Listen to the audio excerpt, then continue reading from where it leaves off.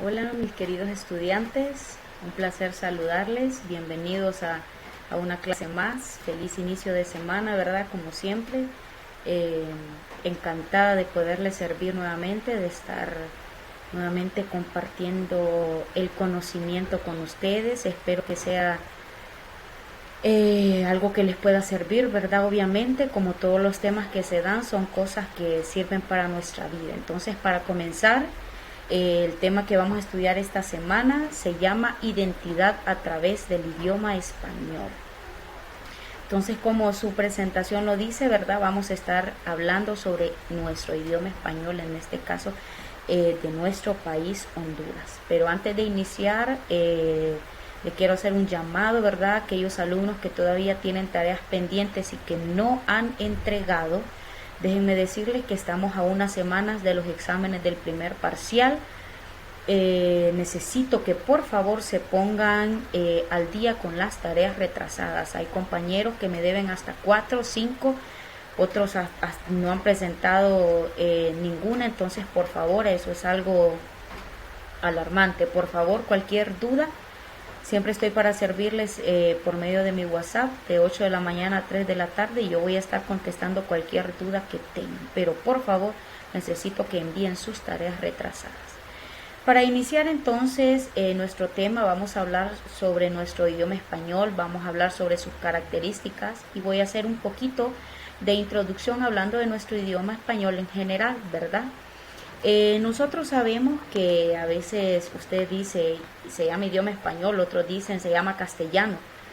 En realidad, de acuerdo, si nos vamos a algo concreto, de acuerdo al diccionario normativa de la Real Academia Española, los nombres español o castellano son sinónimos. Entonces, por lo tanto, los dos son correctos. Entonces, ambos son aceptables. Nosotros sabemos, ¿verdad? Por ejemplo, nuestro idioma como hondureños, tenemos una entonación algo diferente al resto de los países de Centroamérica. No sé si ustedes han escuchado hablar nicaragüenses, costarricenses, en Guatemala. No sé si han tenido la oportunidad de escuchar personas de otro país de Centroamérica, pero nuestra entonación como hondureños es bien diferente a estos países. Según la historia, los estudios y estadísticas, nuestra entonación se parece mucho a la de El Salvador. ¿Por qué? Porque nosotros como hondureños hablamos un poquito más pausado que el resto de los países de Centroamérica. Entonces el idioma español, que también nosotros lo podemos llamar castellano, ya le dije yo, ya le aclaré esa pequeña duda. Esta es una lengua romance del grupo ibérico. El idioma español es uno de los 6 idiomas oficiales de la Organización de las Naciones Unidas. Mire qué importante. ¿Qué quiere decir esto? Que el español es la tercera lengua más hablada del mundo por el número de hablantes que la tienen como lengua materna. Nosotros sabemos que hay países, ¿verdad?, que adquieren como segunda lengua el idioma español. En este caso, nosotros como hondureños, que nuestro idioma es el español, nosotros adoptamos como segunda lengua el idioma inglés. Entonces, en otros países que se habla otros idiomas, adoptan como segunda o tercera lengua el idioma español. Entonces, mire qué importante. Nosotros tenemos un idioma muy rico y muy extenso. Tiene una variación de reglas gramaticales increíbles. Según los expertos, el idioma español es uno de los idiomas más difíciles de escribir porque como hay tantas reglas gramaticales que usted tiene que aplicar en la escritura, entonces eso tiende a confundirse. Entonces eso es lo que voy a hablar en esta presentación. Vamos a ver cuáles son las características del español en Honduras, cuáles son esos errores que siempre cometemos, cuáles son esos regionalismos que se dan en diferentes partes de nuestro país, ¿verdad? Entonces, esta presentación la voy a dirigir de la siguiente manera. Para mencionar las características de nuestro idioma en Honduras, entonces voy a empezar que el español de Honduras no difiere, ¿verdad?, del español de los diferentes países de América, ¿verdad?, que hablan español, obviamente. Pero yo lo voy a dividir, el de Honduras, yo lo voy a dividir en dos partes. Una de las características que tiene el idioma español es en su parte, que yo le voy a llamar fonéticos o fonológicos. Y la segunda parte que vamos a estudiar es la morfosintáctica. Entonces, voy a estar dando ejemplos y hablando de ambas para que veamos en qué parte es en la que más fallamos. Entonces, las características yo las dividí en esas dos partes. Estamos hablando, recuerde, del idioma español de Honduras.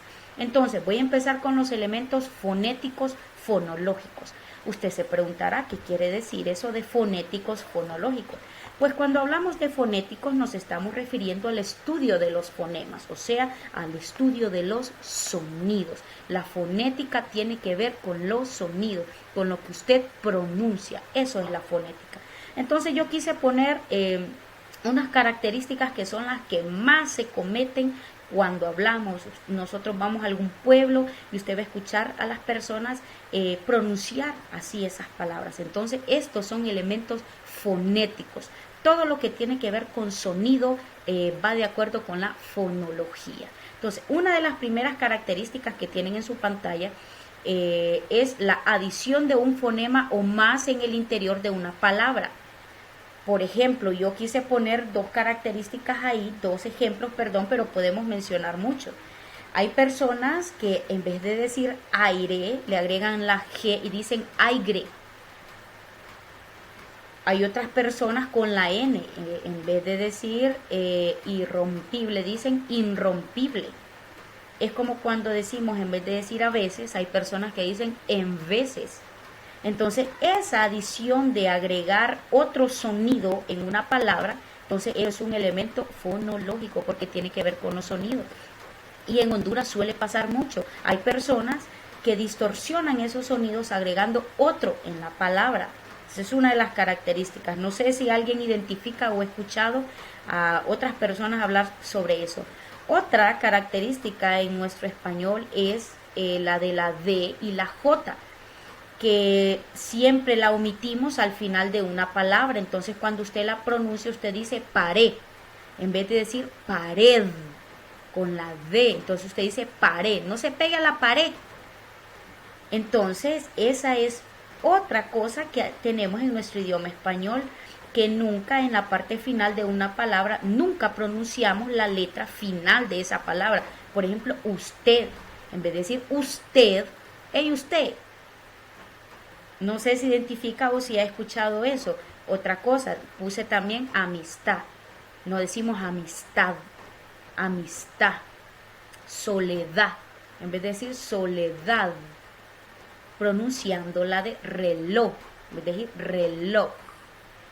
Entonces, si nos fijamos, suele suceder un montón. Entonces, este es un tipo de característica que se da mucho en nuestro idioma español.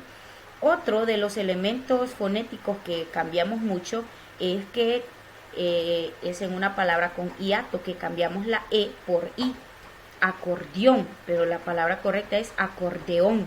Anteojos, la palabra correcta anteojos. Maestro, la palabra correcta es maestro. Vigiar, o a veces decimos pelear y es pelear. Entonces cambiamos ese hiato, en vez de ponerle la E, lo pronunciamos con una I. Entonces eso es algo común en cualquier persona. Usted va a escuchar pelear, anteojos, vigiar. Entonces esas son características de nuestro idioma español. Otra, que las últimas dos son las más comunes, las que más nos cuestan, porque en realidad son reglas gramaticales que debemos aprender de memoria, y es a lo que nosotros llamamos el ceseo. ¿Qué significa el ceseo? El ceseo es la mezcla de los sonidos de la C, la S y la Z, que todas las pronunciamos nosotros como S. Casa, casa. Zapato en vez de decir zapato. Corazón en vez de decir corazón. Entonces a eso se le llama ceseo, que es cuando pronunciamos la C, la S y la Z como S. Las tres las pronunciamos igual, y eso es bastante común. Si nosotros no nos aprendemos las reglas gramaticales, cuándo usarlas, entonces vamos a tener siempre ese ceseo. Y la otra es el yeyismo, que es cuando confundimos la Y con la EY. o la doble L, las pronunciamos igual. Pasa casi lo mismo con el ceseo, solo que esta se llama yeísmo, perdón. Como lo pronunciamos igual, entonces no sabemos diferenciar cuando una palabra va con Y y cuando una palabra va con doble L. Entonces estas son las características fonológicas o fonéticas más comunes en nuestro idioma español.